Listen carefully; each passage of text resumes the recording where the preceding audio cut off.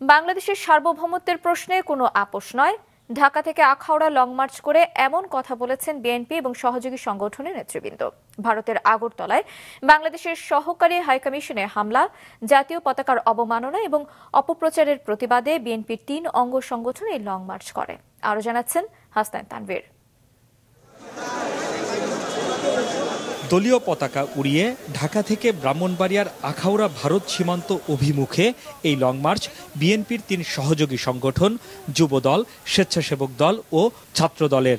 ভারতের আগরতলায় বাংলাদেশের সহকারী হাই কমিশনে হামলা, জাতীয় পতাকার অবমাননা সহ বাংলাদেশের বিরুদ্ধে অপপ্রচার ও ষড়যন্ত্রের প্রতিবাদে সকালে নয়াপল্টনে বিএনপির কেন্দ্রীয় কার্যালয় থেকে শুরু হয়ে সাইনবোর্ড, চিটাগাং রোড, কাঁচপুর, মাধবদী, পাঁচদোনা হয়ে দুপুর ১টার দিকে ভৈরব পৌঁছায় লং মার্চ।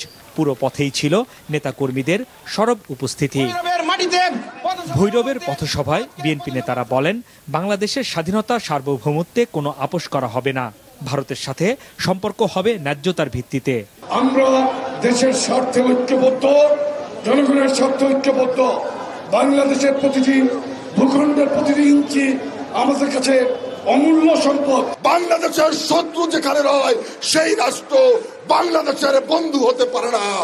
সেজন্য আসুন ঐক্যবদ্ধভাবে ভারতের এই আগ্রাসন থেকে প্রিয় মাতৃভূমিকে রক্ষা করি। ভারতের আখাউড়া সীমান্তের দিকে লং মার্চ আবার যাত্রা করে বিকেল নাগাদ স্থলবন্দর মাঠে পৌঁছায়। সেখানে সমাপনী সমাবেশ হয়। লং মার্চ উপলক্ষে সীমান্তের নিরাপত্তা জোরদার করা হয়। এর আগে সকালে নয়াপল্টনে লং মার্চের উদ্বোধন করে বিএনপির সিনিয়র যুগ্ম মহাসচিব রুহুল কবির রিজভী বলেন, বাংলাদেশ স্বাধীন হয়েছে দিল্লির দাসত্ব করতে নয়।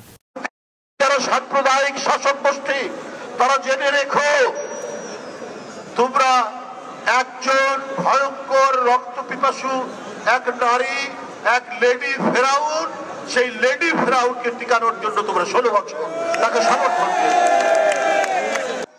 ভারত তার আশপাশের দেশে গণতন্ত্র চায় না বলেও মন্তব্য করেন রিজভী।